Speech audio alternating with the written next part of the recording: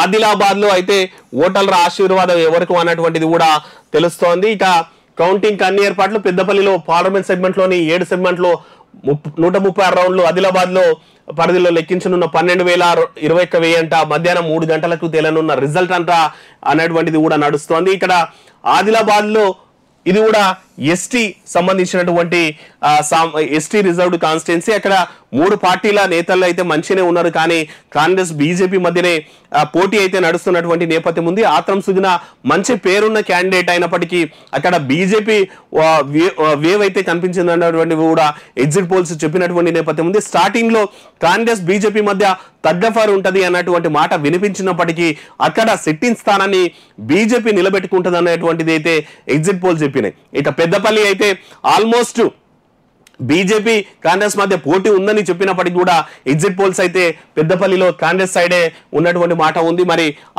Almost 2-3 వరకు కూడా results వచ్చేటువంటి పరిస్థితులు అయితే ఉన్నాయి. ఇక